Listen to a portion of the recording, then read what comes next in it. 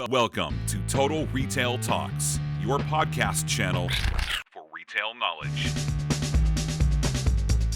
Hello, and welcome to this episode of Total Retail Talks. I'm Joe Keenan, the editor-in-chief of Total Retail, and I'm pleased to be joined on this episode by Jeremiah McElwee, who is the Chief Merchandising Officer of Thrive Market.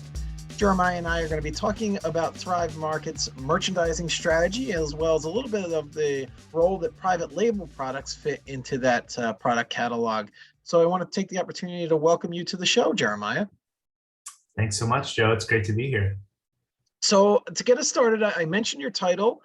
I'd love to have you kind of a two-part question here. First, tell us a little bit about Thrive Market. I think most of the audience is probably familiar with the company, but if not, I'd love to get a quick overview from you. And then also tell us a little bit about your role within the organization.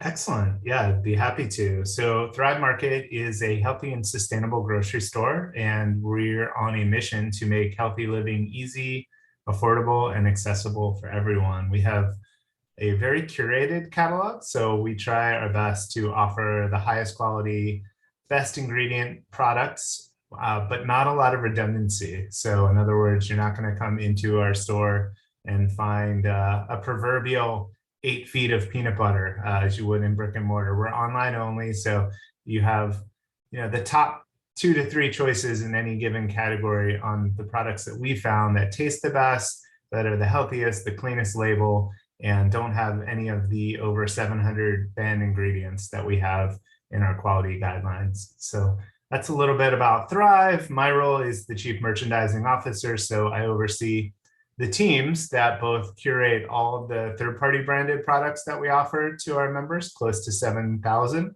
And then we also handle all of the development of our own brand private label products, and we have close to 700 of those as well. And then my team also oversees all of the food safety and quality assurance for the team. And then we also have a business analytics team that handles all of our category management and all of those functions for merchandising. So thank you for that, to kind of provide a good overview for the audience. I'd love you talked a little bit and mentioned the mission of Thrive Market. So maybe you can work in how merchandising fits into that overall company mission that you mentioned there, Jeremiah.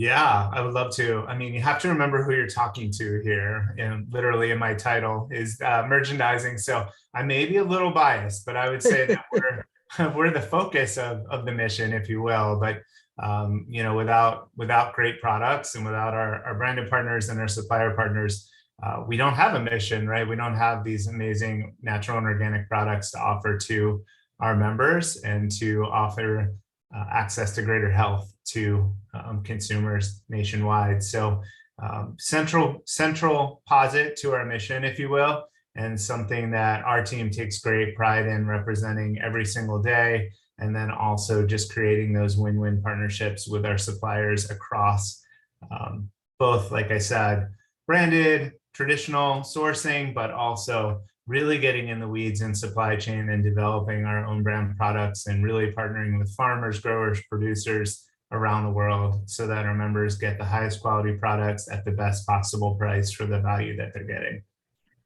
And I want to get into that kind of own brand, your private label products in a second. But before we do that, talk a little bit about the evolution of the product strategy at Thrive Market from when the business started to where it is at today. Yeah, it's been such an amazing journey. I'll be honest. I've been with the company for over 9.5 years. We've only been a company for 9 years. So before we even launched the platform, I was part of the team that helped start the company. And really, it was a very basic merchandising strategy in the beginning. We started with close to 2,000 products.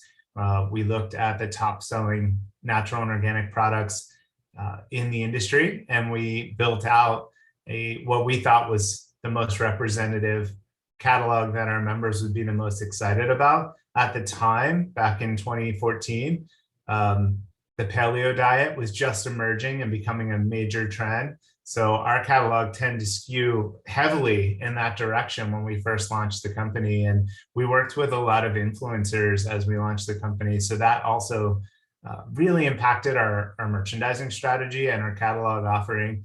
And then as we've grown and scaled to over 1.5 million paid members, our members really shifted that strategy, right? So we're a member first organization. So we always are looking at the feedback from our members, both through their purchases, but also through what they're searching for and maybe not finding on the site, also what they're giving our member services or our customer service team in terms of feedback that they'd like to see or they're not seeing on the site.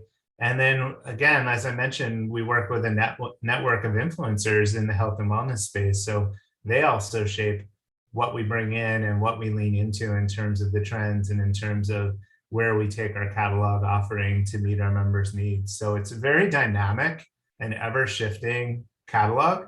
We launch over 1,000 new items a year, sometimes closer to 1,500. And then we subsequently have about 1,000 to 1,500 that drop off every year. We try to keep right around that 7,000 SKU mark, but we really are curating on an ongoing basis every single month and trying to find the absolute best products for our members. And as you mentioned earlier, I would imagine that analytics team that is part of the group that you're managing is reviewing kind of product, what your members are leaning into in terms of product categories, brands versus, sourced brands versus private label. Talk a little bit about how that mix is kind of evaluated and then adjusted based upon what you're seeing from the behavior of your members.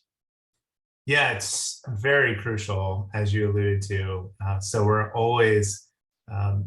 we always have the core down. We have the best products at the best possible price that people want and need every day to stock their pantry and cook their meals and have healthy groceries at all times. But then we do one of our secret sauces, if you will, is being on the bleeding edge of dietary trends. So whether it's the keto diet or plant-based or gluten-free, grain-free, paleo, we always lean into those areas and try to make it as easy as possible for our members, especially our newer members or people who maybe have been directed to eat a special diet by a physician or a wellness practitioner.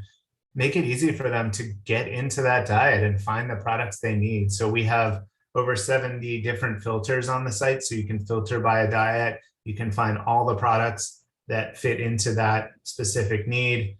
By the way, we're focused on food in this conversation a lot, but we also sell all the non-food categories. So home health and beauty and healthy cleaning products, natural cleaning, natural wellness, personal care, beauty, food storage. So all the things you would find in a traditional grocery store, and all of them come with these value tags that make them the best in class, but also can help people find the products that they're really looking for, both whether it's a dietary lifestyle or even things like solar powered or women owned or BIPOC owned or fair trade or organic or regenerative. So all of these are all different values you can sort by that fit your needs, whether it's a diet or whether it's just your lifestyle or your own personal beliefs and how you want to spend your dollars. So it gets really exciting. And the interplay to your question about third-party brands versus private label or own brand, that's something we also work diligently on. We've gotten the privilege to get to a scale where we're able to really offer high-quality own brand products to our members at great prices. And we're also able to, as I mentioned earlier, do some really deep work in the supply chain. We've developed close to 70 regenerative organic supply chains for our own branded products. And those are all over the world, increasing biodiversity, implementing rotational grazing where animals are implemented in the farms, composting, reclaiming water, all kinds of incredible ecological missions associated with those products. And most of our own brand products are certified organic or have a greater attribute because we've been able to formulate those from day one to the highest of our standards, and also be able to eliminate layers of cost in the middle and offer them at an even greater value to our members, which has been really exciting, especially as we've grown. Yeah, that's a great point. So we've talked a little bit about private label. Maybe you can kind of give us an update on the role that private label products currently occupy in Thrive Market's catalog, and then a follow-up to that. Do you see that evolving as you do your planning and looking ahead and what you have in mind for 2024? You mentioned kind of you can continuously adding new product, but also dropping off in some product as well. So Talk about private label, where it currently sits within your catalog and where you see maybe it trending in 2024. Yeah, like I mentioned, we're in a really sweet spot in terms of our own brand and private label products. We now have multiple brands. We have our Thrive Market brand. We also have our Well-Made brand that is focused on nutritional supplements and wellness. We have our Rosie brand that is household cleaning, and we have our Faye brand, which is beauty and personal care. So all of those brands, we're able to really zero in on quality and sourcing and offer products that really solve a problem, whether it's a business problem for Thrive Market. In other words, categories like rice and commoditizing products like pasta, we're able to go and really scour the earth and find the best possible producers that are also in line with our values: regenerative, organic, high quality, non-GMO, free of additives, preservatives, cleaner than your average off-the-shelf product, and then deliver them at the best possible prices. So that's one business challenge, right? A lot of those categories, as you know all too well, the more commodified they are, the more broadly distributed, the higher the price pressure, the higher the competitive pressure, and then the lower the price margins for the retailer, the higher, the higher the price for that consumer potentially. So we're able to really solve that business problem. The other problem we've looked at is just a lot of times we look at products and there's ingredients we don't want in them or need in them, or our members are demanding that we weed out. A great example of that is our coconut milk. We were one of the first private label products to remove guar gum and other gums from our coconut milk. We've subsequently, and this goes into the second part of your question, as we've scaled that program, we actually formed a really wonderful partnership with a regenerative agroforestry coconut grove that only produces a regenerative organic coconut milk for us. So they do a lot of coconut oil and other coconut products. They had this coconut milk and they had no market for it. So we partnered with them and basically produced this regenerative organic gum-free coconut milk only for our members. So that's an example of, to your question about how it's evolving, we're able to not just rest on our laurels. Okay, we had a great own brand organic coconut milk that was free of gums. How do we, now that we have scale and we've been able to grow, how do we double back on some of these legacy programs and say like, hey, these are okay, these are good, but we have these partnership opportunities to really double down and create even greater impact and keep the pricing. Actually, the pricing stayed exactly where it was for our members. So we didn't raise the price, but our members are getting this value add product and making an even bigger difference for the planet. And there's several other examples like that, but I would say that's one area where we just continue to evolve our own brand. The other part of evolving our own brand strategy is when you get up to 700 products, we've got a lot of the core built out, right? We have a lot of the pantry staples. So now, and this year, it really came through. We're able to do a lot of seasonal products. We're able to get deeper into line extensions, add new flavors, start getting on the edge of trends with our own brand, and launch some really exciting products that are maybe outside of the traditional core of an own brand private label strategy, and really, leaning into some more unique offerings and taking a little more quote unquote risk with some of our product development, which is exciting. So continuing on that theme of the evolution of the product catalog, you talked about kind of the move from your core grocery products into some adjacent categories, health and wellness, beauty. Tell us a little bit about the thought process within the organization and why the move to some of those adjacent categories that I just mentioned. So from day one, our goal has always been to be a full service grocery store for our members. And that includes anything you would find when you walked into a brick and mortar grocery store. So that would include food storage, home cleaning, beauty and personal care, nutritional supplements and wellness, pet products, really any area that you would expect to find. We wanted to serve in those areas. And I think part of what makes us really unique is our quality standards, our quality guidelines don't drop off in any of those areas. So we have our food safety and quality assurance team looks at each of those categories as their own and really develops their quality guidelines accordingly. So for each area, we have the best in class. And sometimes it precludes us from carrying certain brands or certain products, and we're okay with that because we really have this commitment to fulfilling our first and foremost mission, which is bringing access to these products while not creating a ripple effect of problems in other ways, right? So anyone can sell cheap groceries, but you're actually creating a lot more devastation, and you're actually undermining the very tenets of a mission-driven business. So we're really passionate about providing those solutions in all categories of center store. We've also expanded into meat and seafood, frozen, healthy, organic, sustainable wines, and we're even testing into some other categories to be announced soon, where the goal, again, just to be that full service offering, make it so that our members don't have to go anywhere else. The other piece of feedback we've received almost unilaterally is, hey, why don't you all sell X? When are you going to offer this category, or why don't you all have anything here? Because we want it the Thrive Market way, which is one of the most favorite comments I've ever heard, especially launching a business from scratch. When people start saying it that way to you, it's just very humbling and really rewarding. And we know exactly what they mean too. We're like, okay, we know exactly what you mean and what you're looking for from us, and we're happy to deliver it to you. So in kind of my research for this conversation, Jeremiah, and you talked about being a mission-driven organization, one of the things that stuck out to me is the advocacy towards fair trade standards that Thrive Market has committed itself to. And tell us a little bit about that and why fair trade standards is such a core piece of the Thrive Market mission.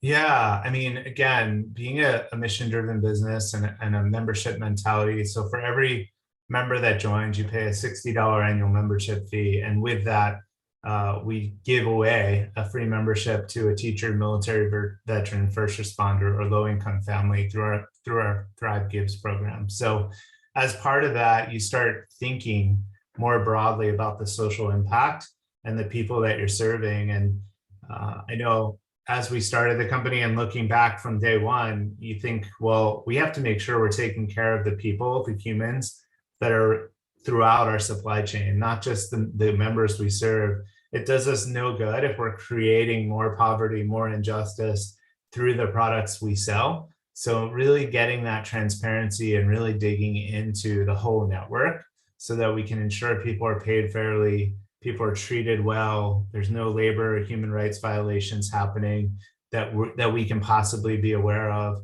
and really correcting that and holding all of our supplier network accountable to that, whether it's our private label or whether it's the third-party brands we offer, really digging in with them and requiring proof that all of their production network is living up to that standards too. And as I shared, it's precluded us from doing business with certain producers. We've had to discontinue brands, we've had to stop working on the own brand side, or just shut down sourcing that we thought we had dialed in because of those violations. I would say the key for us too, though, is we never blackball any country, we never blackball any producer. We want to be collaborative. We want to teach them what we're learning. We want to share information. And the same goes for the regenerative side. We want to help people build a better planet and build better supply chains and better supply networks so that everybody can benefit. It does us no good just to ban a bunch of ingredients or suppliers or a country and not actually teach what we know and why we think something's wrong. So our team spends a lot of time. I often joke that we take off our Thrive hat and we put on our consultant hat, because we're really helping a lot of farmers, producers, growers, brands come to market and really asking them the hard questions. And it's been amazing. I've been doing this for a really long time, but the shift of people being frustrated by that process to what I feel like over the last 3 to 5 years is people really being open to it, and they want to learn and they want to understand how they can get better and how they can improve and what will happen and what the impact they can create. And we always tell them, hey, we appreciate you working with Thrive Market, but if you do these things, you're going to have a greater benefit for the people you work with, but also other retailers are going to look at you and you'll be jumping those hurdles for other customers that you'll acquire in the future as well. So it's something that's baked into everything we do, and something that we don't feel like we can have our overall mission without these deeper direct trade and fair trade missions tied together. So my final question for you, Jeremiah, is we record this 1 week before Thanksgiving. And then, of course, right on the heels of that, we kind of have the end of year holidays and all the gatherings and celebrations and meals that people, family, friends are going to be sharing together. With that in mind, I'd love to get your take as somebody that in this space is following in terms of the trends that you're seeing from your consumers at Thrive Market. What are the kind of things that you're thinking about seeing as we, get into the very part of the holiday season here at the end of Q4? Yeah, it's been a really exciting year. I think the biggest trend that we've really been seeing is just, and it almost doesn't sound like a new trend, but it's really ticked up. It's just healthy snacking and really clean label and the evolution of what that means. I think historically, again, for those of us who have been around way too long, that's often just meant no artificial colors, flavors, preservatives, and you're good, right? Like as long as you can read the ingredient, you understand what it is, or you at least can explain it simply enough, it's probably fine. But that's really evolved. And there's just been so many brands and so many companies that have gone to the next level of, I'm going to not only make this quote unquote clean label, it's not going to have any of those never ingredients, but now I'm going to actually add in superfoods. I'm going to add in grain-free ingredients that make this high fiber, but still gluten-free and grain-free, and add vegetable powders and fruit powders. So I can actually make a fruit and vegetable serving claim on this snack product, and really elevating the nutritional value of some of these healthy snacks. That, along with the emergence of single serve and convenience, really entering into natural and organic, has been very exciting, especially as a parent, because oftentimes in the past you've been, you're all good until you have to provide snacks for the soccer team, and then you got to run to the conventional grocery store and buy one of those box snack packs of 30 things that you would never eat otherwise. And that's actually really shifting. And especially on our platform, we have a lot of single serve products that are perfect for kids. And so that's been really exciting to see. I think the evolution of low sugar, no sugar, moving from keto being the macro trend into naturally low in sugar or no sugar, and really being a healthier alternative that's either sugar-free without additives, without natural sweeteners, or just using sweet ingredients like monk fruit that aren't highly processed to get that low sugar, no sugar claim. And then the final thing I would say that continues to be a runaway is just the low alcohol, no alcohol alternative beverages. That continues to be very strong. And whether it's sparkling beverage or whether it's alternative cocktails, those products continue to surge. And I feel like that's another trend that's here to stay. And to the spirit of your question, definitely something that everyone should have for the holiday season, for all of your guests that are coming over, because I know it's become a macro trend, not just something that's niche anymore. Yeah, super interesting. And I think it paints a good picture of that you described, the kind of the conscientiousness of the consumer. They're thinking about this in their purchase decisions more. It's the reading of the label, but also where products are being sourced from, how they're made. That matters a lot more, right, to the consumer that you're seeing now? Absolutely. And I mean, it's been incredible from the pre-smartphone Google days. Now you can actually look up any ingredient, right? You can look up suppliers, brands, and find out where they're making their products or where they're sourcing from, or what the ingredient challenges may be on any ingredient. So transparency is key.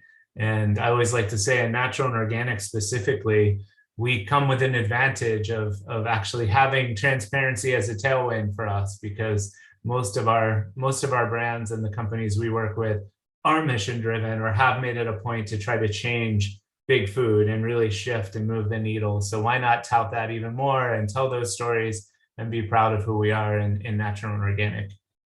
Well, I've really enjoyed the conversation, Jeremiah. I want to take the opportunity to thank Jeremiah McElwee, who is the Chief Merchandising Officer of Thrive Market. for joining us on this episode of Total Retail Talks. Thanks, Jeremiah. Thanks so much, Joe. It's been great.